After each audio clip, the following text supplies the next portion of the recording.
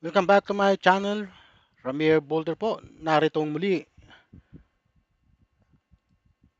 Ito po ang tatalakayin natin. Walang kamatayang Cabral files, At hindi po matapos-tapos sapagkat hinamon po ni Senador Marcoleta si Leandro Libeste kung gaano raw katotoo itong mga hawak-hawak niyang Cabral files na sinasabi po niya. Marcoleta, tamang duda versus Cabral files ni Libeste. Official records ilantad. Yun. Hinamon ni Senador Rolando Marcoleta ang iba't ibang personalidad na kumikwestiyon sa authenticity ng mga umano'y sensitibong dokumento na hawak ni Batangas First District Leandro Legarda Libeste na ayon sa huli ay ibinigay sa kanya ng former Department of Public Works and Highways DPWH Undersecretary Maria Catalina Cabral bago ang kanyang pagpanaw noong December 18. The documents released by Representative Libeste raises serious and legitimate question that cannot be dismissed outright. Malacanang's attempt to dismiss the document as hearsay misses the point. If the documents are wrong, then release the official record, sabi ni Marcoleta.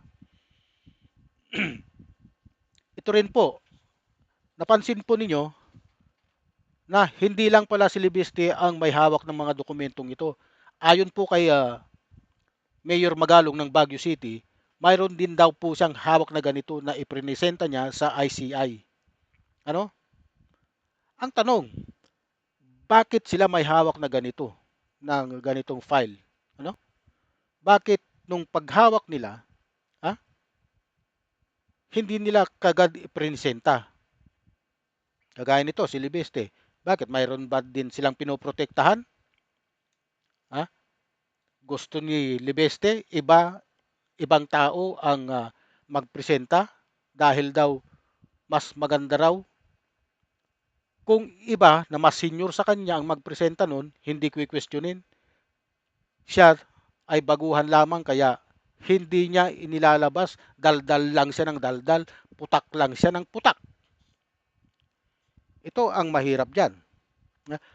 Transparency and verification at hindi dismissal and character assassination ang dapat na isagot ng Malacanang kung saan sa kanila ay mali ang nilalaman ng Cabral Files na sinasa publiko ni Batangas First District Representative Leandro Libesti ayon kay Senador Rodante Marcoleta. Asan yun? Kung pareho sila ng file na hawak-hawak ni Magalong, hindi na bago ito. Kasi nga, ayon kay Magalong, yung file na hawak-hawak niya na kasing halintulad ng file na hawak-hawak din nitong Libesti na to, ay ipresenta ni Magalong sa ICI. Nung matanong si Magalong tungkol dito. Ano po? Hinamon ni Marcoleta ilabas ng gobyerno ang official records ng file ni Libeste na ayon sa kongresista ay ibinigay dito ng mayapang former undersecretary na Department of Public Works and Highways DPWH na si Maria Catalina Cabral upang malaman ng taong bayan ang katotohanan sa likod ng infrastructure allocation ng mahigit 3.5 trilyong pondo sa iba't ibang distrito at probinsya. The government reluctant to immediate launch a formal investigation coupled with its insistence that Representative Libeste alone must substantiate the claims raise question on selective accountability and institutional defensiveness, sabi ni Marcoleta. I therefore call on all stakeholders, media, institution, and fellow public servant to insist on evidence and fairness. The country deserves scrutiny that enlightens, not attack and obscure or uh, obliterate the truth. Giit pa ng senador. Well, ito'y hanggang ngayon mainit pa pong pinag-uusapan itong Cabral files na to. Na mayapa na yung tao, kawawa naman. Ang sentrong issue, kung tunay at opisyal ba ang dokumentong inilabas, ito nga pong Cabral files, hindi kung sino ang naglabas o kung ano ang motibo niya. Ayon sa pahayag, may lihitin mong tanong sa pinagmulan, verifikasyon, at pagiging opisyal ng mga dokumentong to. Kung mali o peke ang mga ito, ang tamang sagot ay ilabas ang opisyal na record upang malinaw na mapabulaanan ang nilalaman. Hanggat walang nilalabas na opisyal na dokumentong kontra verifikasyon, mananatiling bukas ang usapin ng authenticity. At makatarungang manawagan ng transparency at formal na investigasyon imbes na simpleng pag-dismiss o pag-atake sa mga karakter. Ano po? Yan po ang mahirap dito sa naglalabas kayo ng mga dokumentong hindi naman authenticated.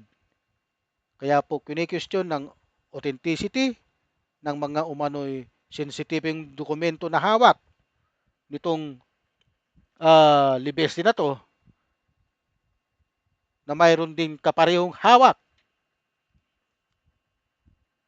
ng Baguio City Mayor Benjamin Magalong.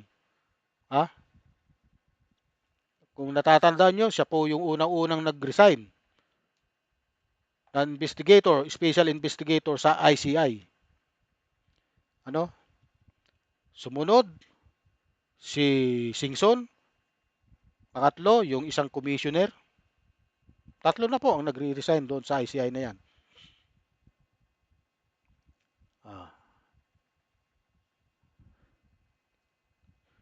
Kaya yan. Ito pa. Inihayag ni Batangas 1st District Representative Leandro Libeste sa panayam sa kanya ng DCRH upang itong Sabado, December 27, ng isang staff member ng kongresista ang nagbigay sa kanya ng listahan ng mga budget items na nagkakahalaga ng 151 million at sinabing ito ang kanyang incentives. Ito po ay mahirap po talaga dito sa Congress dahil sila po nagtatakipan. Nagtatakipan sila kasi sila ang involved. Naniniwala po ba kayo na hindi ito involved? Marami sa mga kongresista natin ngayon ay involved talaga sa malawakang anomalya sa flood control scam. Insertion, kickbacks, pagnanakaw. Porsentuhan dito, porsentuhan doon, congressman, contractor. Andyan na lahat. Kaya panahon na upang tibagin na itong kongreso na to. Mas maganda kapag yan tibagin, kasama yung Senado, tibagin yan. Ito na ang panahon. Samantalahin ni PBBM ito Samantalahin niya na isabay ang referendum, nationwide referendum, na palitan itong Constitution, 1987 Constitution natin na pinagtataguan ng napakaraming magnanakaw sa gobyerno. Kasi kahit saan mo dalhin ang Constitution natin, pag binasa mo, ang dami talagang butas. Maraming nagsasabi na mga veteranong lawyer na ang konstitusyon natin ay napakaraming butas. Kaya nga nagagawa nitong mga congressman at saka senador na to na baliin ang ating konstitusyon dahil nga napakaraming butas. Nagagawa nilang pagtaguan. May mga nasabing ganito, kukontrahin ni ganun, hindi daw. Isa na dyan, yung fourth with na napaka salimuot, napaka sumalang sa napakaraming debate. Fourth with, bakit hindi raw ginawang immediately? Mga lawyer yan ha, alam na alam ang gagawin. Kasi nga, batas. Pinag-aaralan nila ang batas. Alam nila kung saan sila papasok. Alam nila kung saan sila hihinto. Alam nila kung saan, kung kailan sila aatake. At alam nila kung paano nila malulusutan ang mga pagnanakaw na ito. Ano? Kaya panahon na upang tibagin o buwagin ang Senado at ang Kongreso. Ayan din ang panawagan ni Senador Robin Padilla na unahin na daw silang buwagin sapagkat wala naman daw nangyayari sa mga investigasyon. Lalo lang gumugulo. Napapansin ko nga, lalong gumugulo ang sitwasyon habang tumatagal. Andito na naman itong Cabral Files na to. No? Ang gulo-gulo ng Pilipinas, ang gulo-gulo ng gobyerno. Kaya, ang mabuting gawin talaga ni PBBM, pag-aralan niyang mabuti kung paano niya magigiba ang pagnanakaw at kung paano niya gigibain itong dalawang napaka makapangyarihang Senado at Kongreso na ngayon ginagawang taguan ng maraming magnanakaw sa ating gobyerno. Ano po? Okay?